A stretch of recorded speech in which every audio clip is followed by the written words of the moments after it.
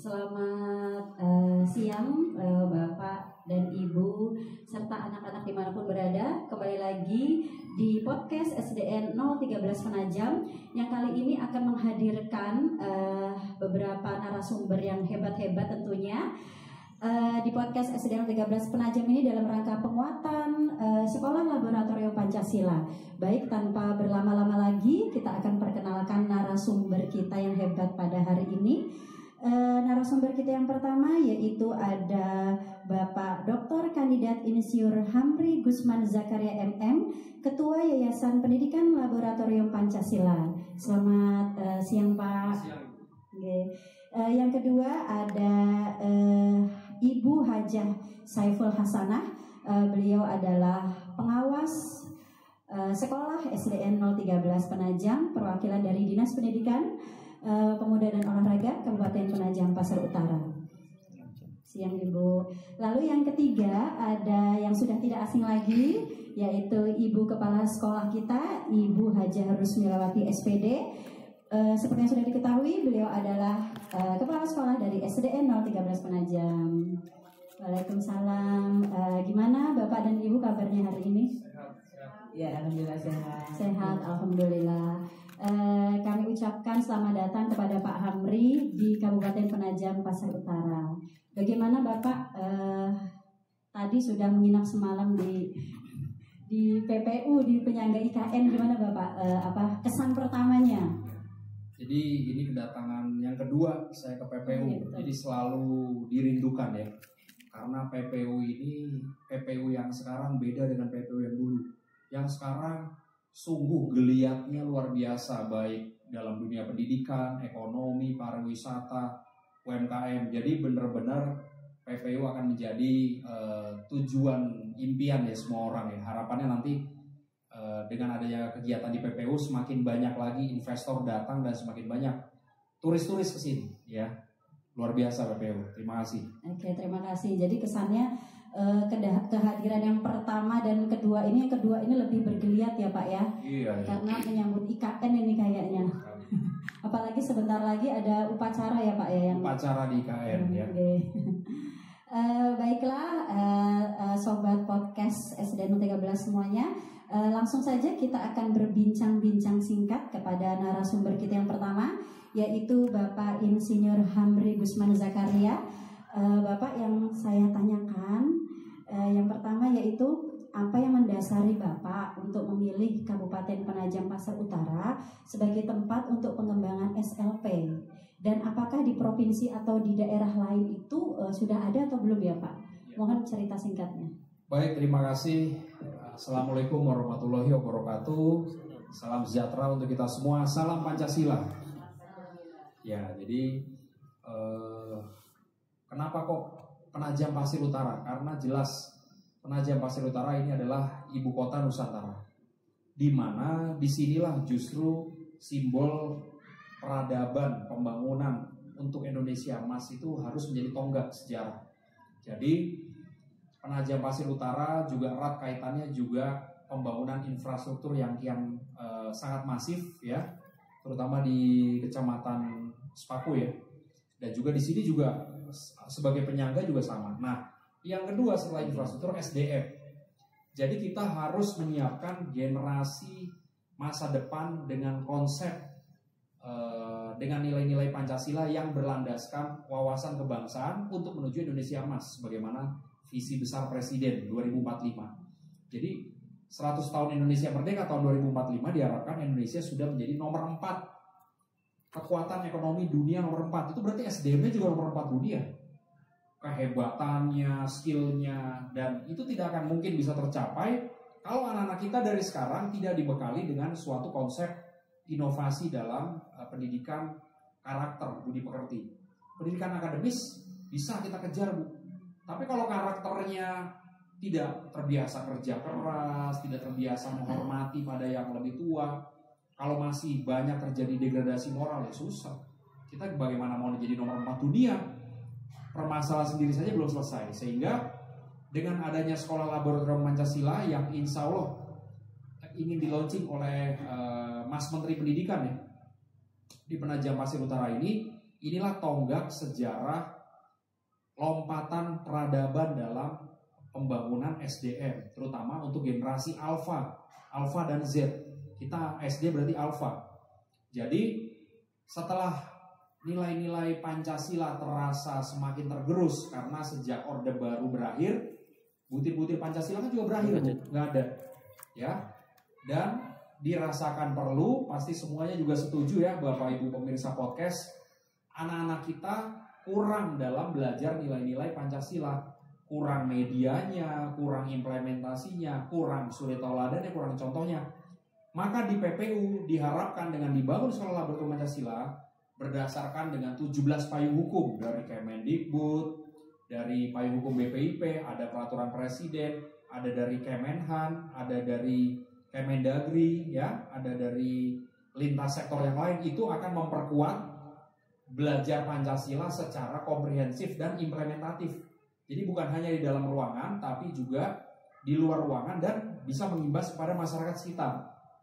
Jadi apa yang dilakukan ini sudah sejalan dengan profil pelajar Pancasila di Kemendikbud. Bedanya kami di Sekolah Laboratorium Pancasila semakin mengintensifkan dan membantu satuan pendidikan yang ada di PPU untuk berkreasi sesuai dengan kearifan lokal.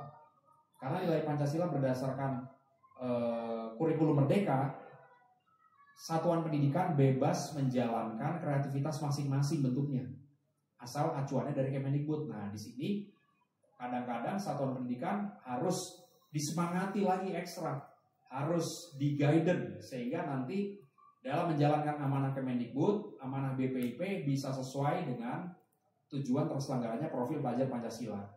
Lalu tadi Ibu bertanya, selain di sini di mana lagi? Selain di sini kita juga di Jakarta Utara, Bu.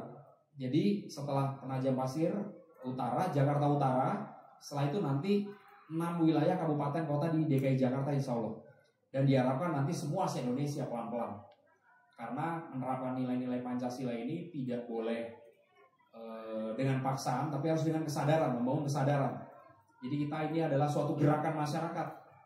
Gerakan dari sekolah, konsepnya juga dari masyarakat. Kami sebagai akademisi, sebagai peneliti juga melakukan penelitian. Sehingga nanti dampak before after Sekolah Laboratorium Pancasila atau biasa kita singkat SLP itu bisa diukur dampaknya. Ada 4 dampak, Bu. Yang pertama, SLP harus bisa meningkatkan pemahaman nilai-nilai Pancasila, baik kepada siswa, kepada guru, dan kepada orang tua. Terutama nomor 1, siswa sasarannya.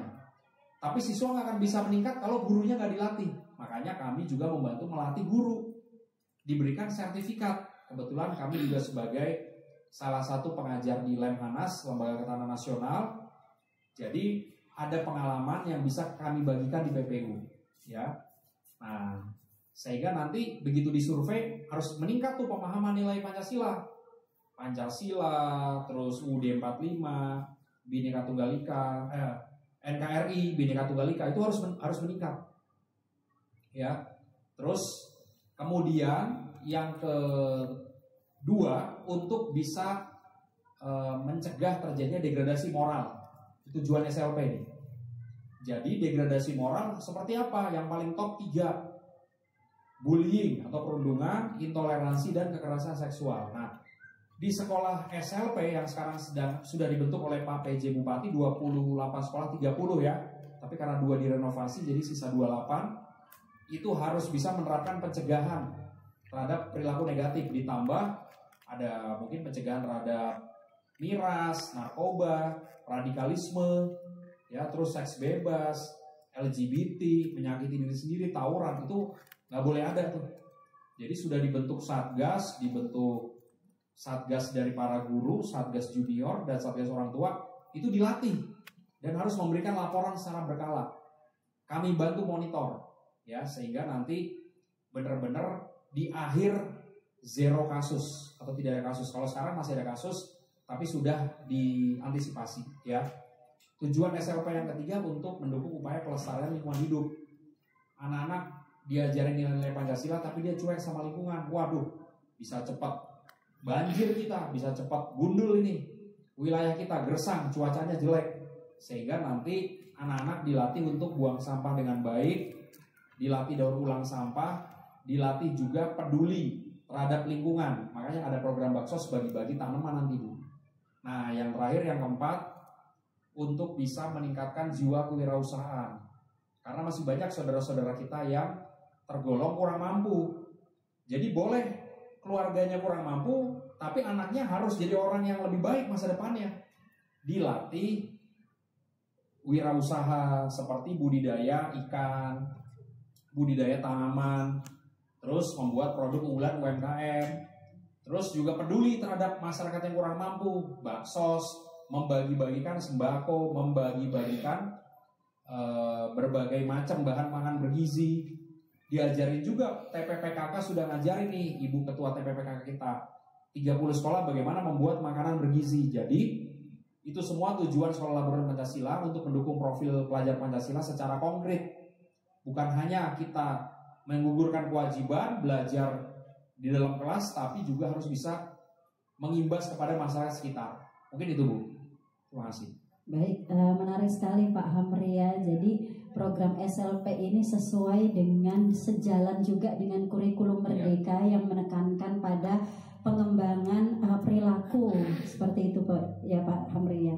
Jadi kalau menurut Bapak, jadi dengan diadakannya SLP ini dapat menekan perilaku negatif dan juga apakah dapat mengembangkan budaya positif yang Pak Hamri tadi sudah jelaskan?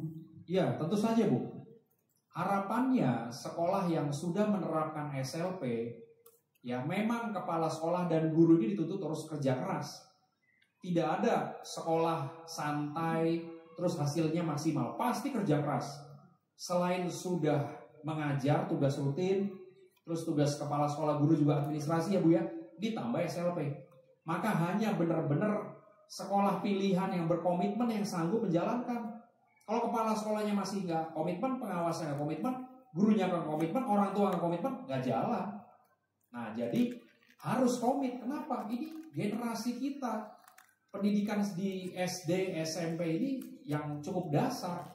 Kalau SD dia sudah dibekali karakternya baik, dia cinta tanah air, sudah terbiasa hormat bendera, terbiasa nyanyi Indonesia Raya, dia berdiri setiap hari, terbiasa nyanyi lagu kebangsaan setiap hari, perilakunya baik.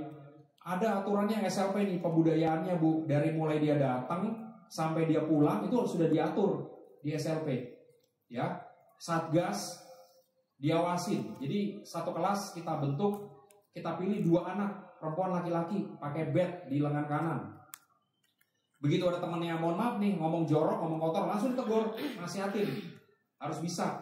Nasihatin tidak mempan, catat, laporin ke Satgas senior atau gurunya. Lalu dipanggil. Jadi sedemikian rigid, sedemikian kompleks. Kalau mau dibilang rumit, ya ada kerumitan juga. Karena yang namanya inovasi harus punya unsur kerumitan. Kalau gampang-gampang saja, hasilnya juga ya gampang-gampang saja, isi come isi go. Jadi harus bisa terukur hasilnya. Ya, karena kita membentuk budaya, membentuk disiplin sejak dini itu nggak gampang Bu. Banyak yang harus dikorbankan. Sehingga otomatis harapannya kalau kepala sekolah konsisten, kuncinya satu, kepala sekolah Bu. Karena kepala sekolah yang punya wewenang. Ya, kepala sekolah konsisten, otomatis guru konsisten, orang tua pun ngikutin, anak akan ngikutin. Jadi kami harap nih bagi pemirsa podcast, bagi kepala sekolah SLP ada 28 di PPU bisa konsisten.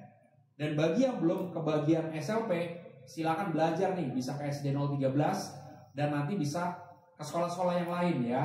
Dan tahun depan nanti di Dipora PPU akan mengembangkan SLP ke lebih banyak sekolah lagi. Ya, otomatis itu akan mengimbas Bu ke kebiasaan sehari-hari, kedisiplin anak, bagaimana dia menghargai yang lebih tua, bagaimana dia punya budi pekerti yang baik, penguatan pendidikan karakter baik. Jadi harapan kita SLP investasi untuk generasi mendatang. Ya, mungkin seperti itu. Terima kasih.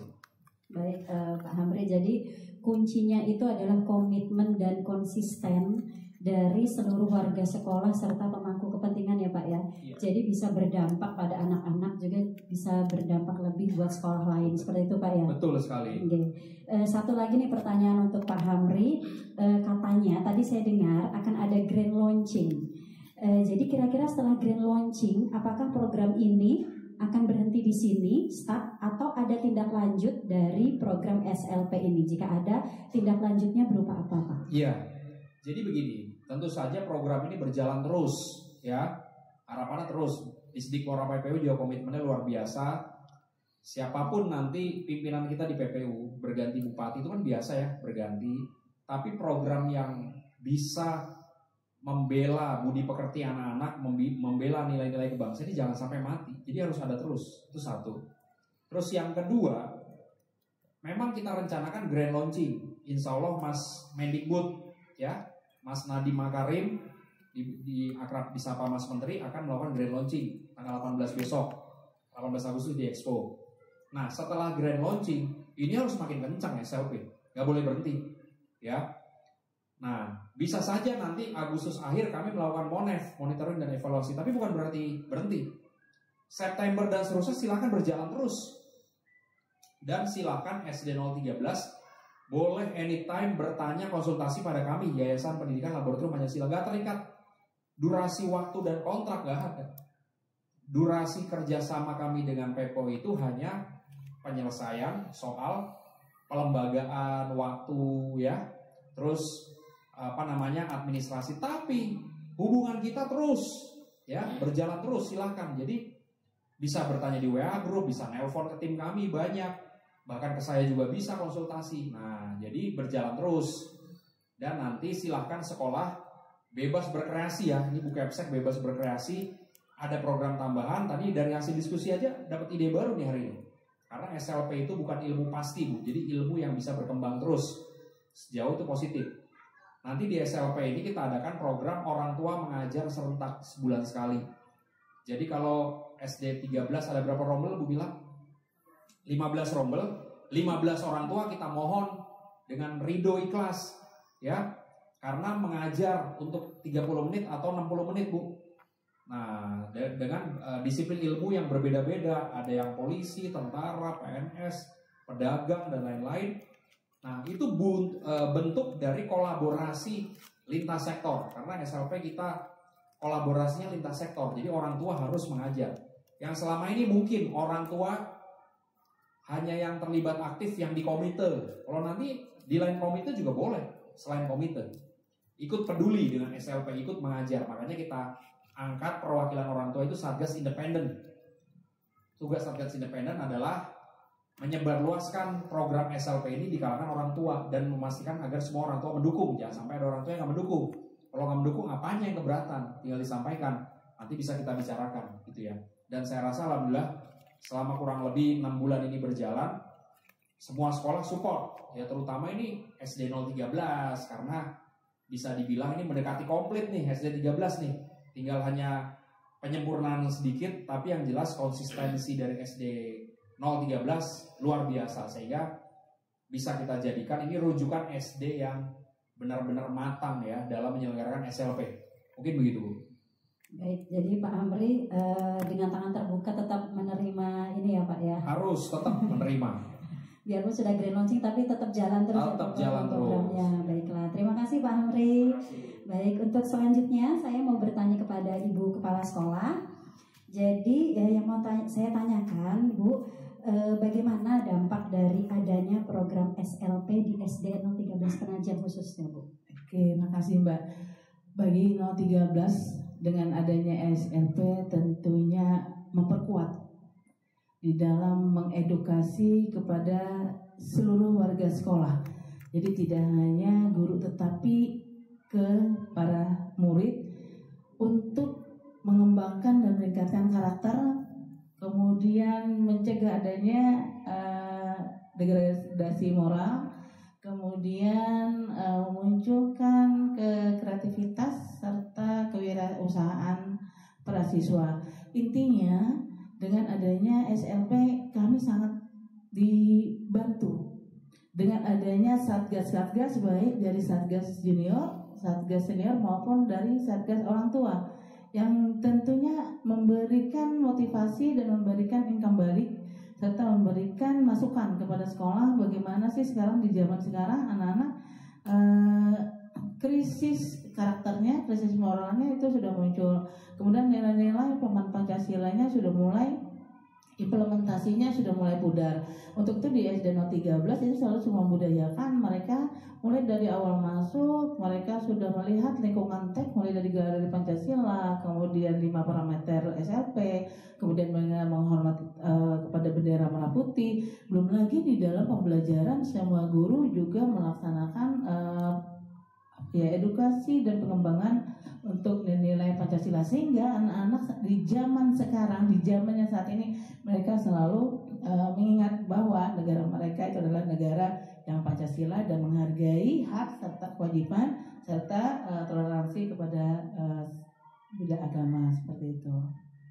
Baik Bu, jadi titik beratnya itu tadi ya Bu ya, pengembangan karakter berdasarkan nilai-nilai Pancasila seperti itu Bu. Betul sekali. Jadi ada nggak Bu tips dan trik bagaimana cara Ibu untuk mengimplementasikan program-program yang ada di SLP terus diwujudkan di SDN 013 ini Bu? Iya, triknya adalah di SD ini kan mereka terkadang butuh figur, butuh contoh, butuh model. Itulah yang kita buat dengan adanya satgas-satgas, dengan adanya Bapak Ibu guru yang selalu jadi pemimpin di depan sebagai pemimpin pembelajar untuk mereka bisa belajar kepada anak. Karena kalau sudah di SD, kalau tidak ada contoh biasanya mereka agak longgar. Tapi pembiasaan yang budaya positif kepada mereka itu mereka belajar dari rekan teman itu biasanya lebih masuk gitu. Ketimbang dengan gurunya, karena guru kan sudah tiap hari dia sering dengar, tapi dengan teman-teman dengan melalui satgas juniornya biasanya itu lebih mengena karena mereka seusia, seperti itu trik-triknya. Tambah lagi dengan teman-teman dari guru dan orang tua yang menjadi narasumber di sekolah. Baik, intinya anak-anak itu butuh role model atau panutan ya Bu ya, jadi bukan hanya sekadar himbauan lalu langsung diberikan hukuman, tapi melalui pembiasaan dengan role model tadi. Ya praktikalnya memang harus kita kuatkan kalau di SD seperti itu. Terima kasih Ya, Bu Haja. Satu lagi kepada Ibu Haja Saiful Hasanah dari Dinas Pendidikan. Yang saya mau tanyakan Bu, selama ini bagaimana dukungan Dinas Pendidikan selaku instansi yang membina sekolah terkait program SLP ini Bu? Terima kasih Mbak. Terima kasih Pak Hamdi, Bu Kepala Sekolah. Di sini dari pihak Dinas Pendidikan, mohon maaf, kebetulan Bapak Kepala Dinas sedang ada kegiatan di luar daerah. Nah, saya selaku pengawas di SD 013 Penajam, Pak Hamdi, tentunya selalu mendukung dengan kegiatan-kegiatan SLP yang ada di SD 013 Penajam khususnya, dan umumnya pada Kabupaten Penajam Pasir Utara di sekolah-sekolah yang ditunjuk SLP langsung, yaitu ada 30 sekolah dan sekarang sisa 28 sekolah karena yang 2 sedang menghadapi renovasi. Dan untuk kegiatan SLP ini Pak Hamdi tentunya sangat bermanfaat bagi sekolah-sekolah yang ada di Kabupaten Penajam Pasir Utara, dan terima kasih kami dari pihak Dinas Pendidikan, dari pihak Ketua YPLP bersedia untuk menunjuk Kabupaten Penajam Pasir Utara ini ada 30 sekolah yang menjadi contoh dari kegiatan SLP ini. Mudah-mudahan ke depannya bisa sekolah-sekolah lain juga akan ditunjuk sebagai sekolah SLP untuk kelanjutannya. Dan tentunya dari pihak Dinas Pendidikan mengucapkan terima kasih banyak kepada Ketua Yayasan, yaitu Bapak Dr. Kandidat Hamdi, telah membersamai daripada kegiatan SLP di Kabupaten Penajam Pasir Utara. Mudah-mudahan dengan adanya SP ini tentunya Dinas Pendidikan dan juga bagi anak-anak semua yang ada di Kabupaten Penajam Pasir Utara ini bisa menjadi contoh bagi sekolah-sekolah yang belum menjadi sekolah SLP. Dan dari Dinas Pendidikan selalu memberikan ruang untuk kegiatan ini dan selalu mendukung kegiatan-kegiatan SLP, terutama pada kegiatan daring maupun luring. Semoga untuk kegiatan ini jangan sampai berhenti di sini Pak Hamdi. Mudah-mudahan bisa dilanjutkan ke depannya lebih baik dan lebih baik lagi. Terima kasih Pak Hamdi, terima kasih Mbak. Bu Kepala Sekolah. Mudah-mudahan semuanya lancar, tidak ada halangan apa-apa. Terima kasih Mbak. Baik, pertanyaan pamungkas kita Bu untuk ketiga narasumber kita pada hari ini, yaitu apa harapan terhadap sekolah yang merupakan piloting dan seluruh sekolah di Penajam Pasar Utara dengan adanya SLP ini? Mungkin bisa mulai dari Ibu. Harapan daripada adanya SLP ini mudah-mudahan karakter anak-anak didik bisa ditingkatkan lebih baik lagi dan lebih baik lagi. Tentunya sebelum ada SLP pun anak-anak juga sudah baik Pak Andi, tapi mudah-mudahan ini bisa lebih dan lebih lagi, terutama di bidang karakternya anak-anak dalam kegiatan sehari-hari, bisa di sekolah maupun di dalam rumah yang anak-anak berada di lingkungan keluarganya dan juga di dalam masyarakatnya. Terima kasih. Baik, ya pasti sama dengan Ibu pengawas ya. Yang jelas namanya juga SLP sebagai model pendidikan karakter yang berbasiskan nilai-nilai Pancasila. Ya, yang yang mengandung kearifan lokal, terus kita laksanakan secara gotong royong untuk membentuk profil pelajar Pancasila dan Indonesia Emas. Harapannya anak-anak ini semaksimal mungkin dapat mengetahui, menerapkan dan menyebarluaskan nilai-nilai Pancasila. Jadi kita nggak usah pusing mencari suri toladan nasional atau contoh dari manapun, dari luar negeri atau apa enggak. Karena apa? Sekarang anak-anak ini banyak yang gandrung dengan budaya luar ya, terutama budaya Korea. Wah, banyak band-band Blackpink, BTS. Waduh, masa kita usia negara kita 79 tahun, ribuan pahlawan kita sudah gugur, anak kita generasi Blackpink, ya kan? Nah, jadi kita ingin membentuk role model dari anak-anak, ya, terus juga dari guru dan juga dari orang tua. Jadi role model itu sudah ada di dalam nilai-nilai Pancasila, tinggal bagaimana dikemas, dipelajari dan diketahui oleh anak-anak. Jadi harapannya jelas sama untuk membentuk Indonesia Emas. Harapannya anak-anak benar-benar bisa mempraktekkan nilai-nilai Pancasila secara konkret. Dan nilai Pancasila bukannya 5 sila saja, banyak. UUD 45 juga bagian dari Pancasila, karena Pancasila sebagai sumber dari segala sumber hukum. Di bawahnya ada nilai-nilai yang lain, termasuk nilai bela negara, nilai penguatan karakter atau budi pekerti, termasuk juga nilai-nilai yang lain yang sudah ada di dalam berbagai peraturan perundang-undangan. Nah, di SLP dibikin mudah supaya anak-anak bisa praktek, supaya anak-anak bisa menerapkan, dan supaya anak-anak harus mengimbaskan. Jadi jangan sampai ilmu buat dirinya saja. Jadi di sini anak-anak kita latih percaya diri, Bu, terutama Satgas. Harus bisa dia pimpin di depan, di kelas, harus berani negor temennya, nasihatin. Mungkin selama ini tanggung jawab moral tertumpu pada guru, pada sekolah. Kalau ada apa-apa sekolah, padahal nggak bisa. Anak itu harus dididik dan orang tua harus terlibat.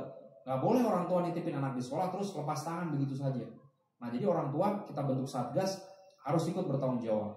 Karena justru selama anak itu belum dewasa itu tanggung jawab di tangan orang tua. Guru itu kan mengajar hanya dari pagi sampai siang, Bu.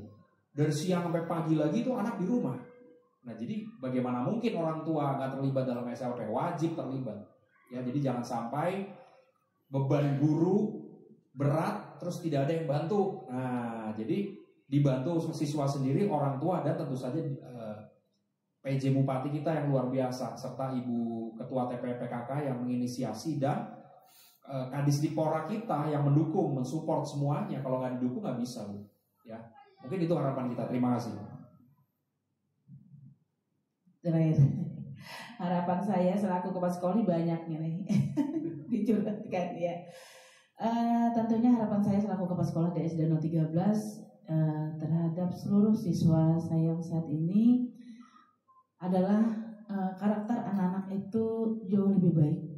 Kemudian mereka memiliki kecerdasan spiritual, memiliki kecerdasan intelektual, kemudian kecerdasan emosional, dan satu lagi kecerdasan moral.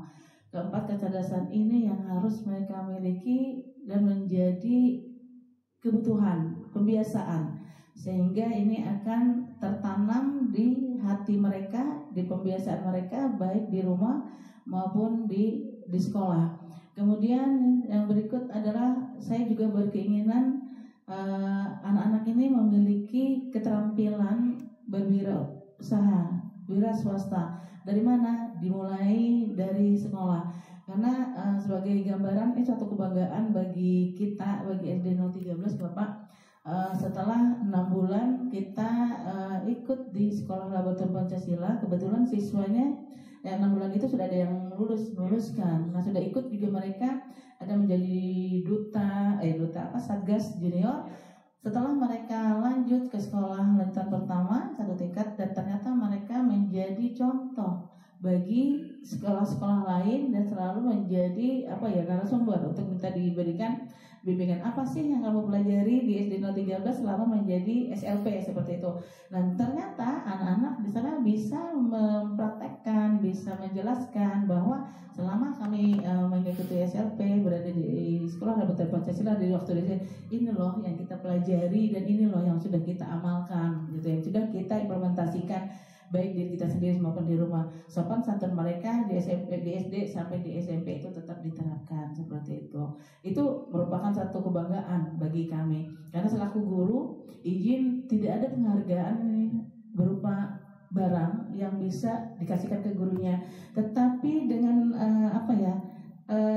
mereka memberikan perilaku yang baik, positif ke dunia luar, menyampaikan bahwa kami di SD 013 waktu SD dipelajari ini. Keterampilan yang kami terima oleh guru kami seperti ini, dan itu ternyata tidak semua sekolah kami. Tidak semua sekolah memberikan itu, sehingga kami walaupun itu tidak langsung disampaikan, tapi mereka menyampaikan bahwa ternyata di SMP atau di MTS kami diminta untuk mempresentasikan apa sih yang kamu pelajari di SD 013. Itu satu kebanggaan, dan apa yang disampaikan guru itu merupakan amal ibadah bagi guru seperti itu. Mungkin itu harapannya bagi kami. Terima kasih. Baik Ibu, sebelum kita menutup perjumpaan kita pada hari ini, satu kata dong Bapak Ibu untuk SLP, untuk program SLP. Satu kata aja. Satu kata aja Bu yang mencerminkan Sekolah Laboratorium Pancasila. SLP luar biasa. Gotong royong, karena tanpa gotong royong nggak bisa jalan. Luar biasa. SLP selalu kolaborasi. Oke, beri tepuk tangan sama-sama. Baik, sobat podcast 013 semuanya, itulah tadi bincang-bincang singkat namun padat dengan narasumber kita hari ini. Semoga dapat diambil manfaatnya, dan semoga program SLP khususnya di SDN 013 Penajam dan di sekolah piloting yang ada di Kabupaten Penajam Pasar Utara berdampak kepada pembentukan karakter, khususnya karakter anak didik kita, seperti itu. Baik, akhir kata dari kami, mohon maaf bila ada salah pengucapan. Akhir kata, wassalamualaikum warahmatullahi wabarakatuh. Salam Pancasila.